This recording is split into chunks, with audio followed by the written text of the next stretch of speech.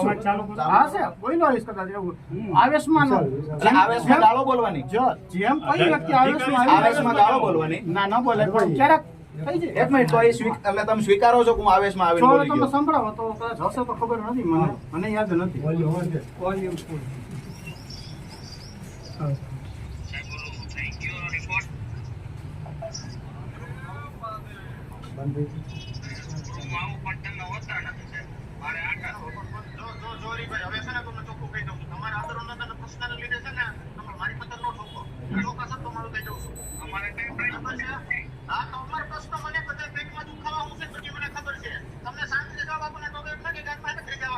ક્યાં ઘરે જવાનું કીધું હા સાહેબ? બરાબર ક્યાં ઘરે જવાનું કીધું?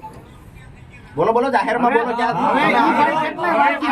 તમે ક્યાં ઘરે જવાનું કીધું? ભાઈને પૂછો તમને અરે પહેલા તમને પૂછું છું, ગાળ તમે બોલ્યા છો.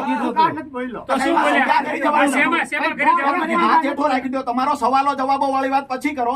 તમે આના તાલુકાનો એક પણ માણસ હોય એને તમે ગાળ બોલશો. ગાળ નથી બોલ્યો. આ રેકોર્ડિંગ ખોટું છે. એમાં ગાળ નથી. ક્યાં ઘરે જવાનું કીધું? ગાળ નથી. ગાળ નથી. ક્યાં ઘરે જવાનું તમે ગાળ કીધું? નથી. તો જાહેરમાં બોલો. કઈ ગાળ નથી. ગાળ નથી. એક મિનિટ, હવે એ ગાળ નથી કહેવાતી. તમે જે બોલ્યા એ તમારી દ્રષ્ટિએ ગાળ નથી.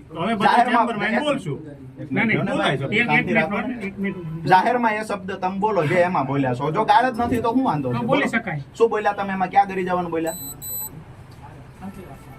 બોલો સાહેબ, ક્યાં ઘરે જવાનું બોલ્યા?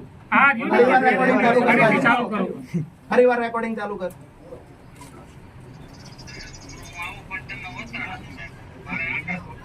ઈ કેટલી વાર મેળાઈ ખબર તમને? ઈ કેટલી વાર સાંભળી. એ બધું છે સર.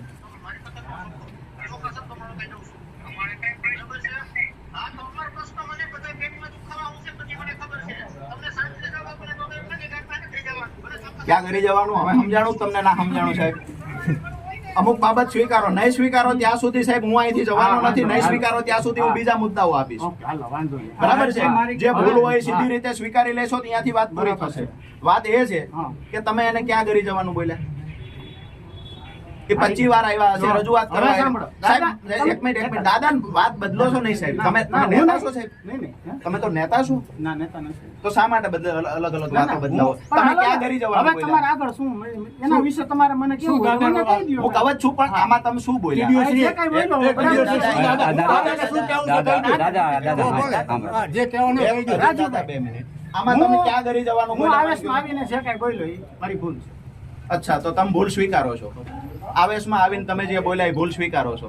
તમે જ્યાં ઘરે જવાનું કીધું ને સાહેબ, જિંદગીમાં આ શબ્દ મૂળી તાલુકાનો 10 વર્ષનો છોકરો હોય તો ભલે 100 વર્ષનો હોય તો ભલે, એક કઈ ભાજપનો નેતા તમને બચાવવા નહીં આવે. આ સ્પષ્ટ કહી દઉં છું.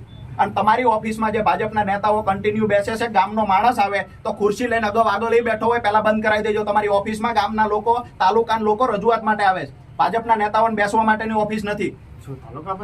તાલુકા પંચાયત પ્રમુખ ની વાત કરું છું. તાલુકા પ્રમુખ બેસે છે કે બીજા કોઈ બેસે છે? તાલુકાના સદસ્યના પતિ બેસે છે કે સદસ્ય બેસે છે? સદસ્યના પતિ બેસે છે કે સદસ્ય બેસે છે? એવું મન કયો. જોઈ લે ચાલો.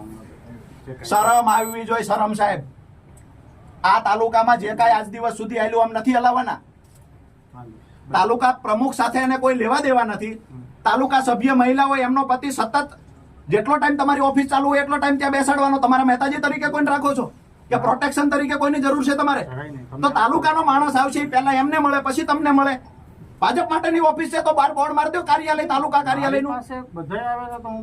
તમે જવાબ દીધો એ અમે સાંભળ્યો. આજે તમારા જવાબ પર તમારે શર્મિંદા થવું પડે. તમારા જવાબ પર તમારે માફી માંગવી જોઈએ. આનાથી દુઃખની વાત બીજી કઈ હોય? પણ ઈ ભાઈ છોડો તમારી વાત. મેળો ઈ નહીં જોવો તમે. એક મિનિટ. એ મળ્યા શા માટે સાહેબ? હા એમની પ્રશ્ન છે. શું પ્રશ્ન હતો એમનો? દબાણનો પ્રશ્ન છે. ભ્રષ્ટાચાર, ગટરનો ભ્રષ્ટાચાર. કેટલા લાખ રૂપિયા? 5 લાખનું કામ હતું. 1 ફૂટ પણ ગટરનું ત્યાં કામ નથી થયું. આવી રજૂઆત તમને એને કરી? આવી કઈ તમે સ્થળ પર જઈને કઈ રિપોર્ટ કે પંચરોજ કામ કર્યું? બીજી વાત, તમે અધિકારી છો એટલે ખબર હશે કે જે અરજદાર છે ને એને આપણે વળતી માહિતી આપવી પડે કે તમારી રજૂઆતના અનુસંધાને આ કાર્યવાહી થઈ. તમે વળતો જવાબ તમને નથી દેવાની. મારો રિપોર્ટ હજી મેં એને કીધું હું તૈયાર થશે એટલે તમને 100% મોકલીશ. એ તમે સાહેબ તમારાથી ભ્રષ્ટાચાર અટકતો નથી.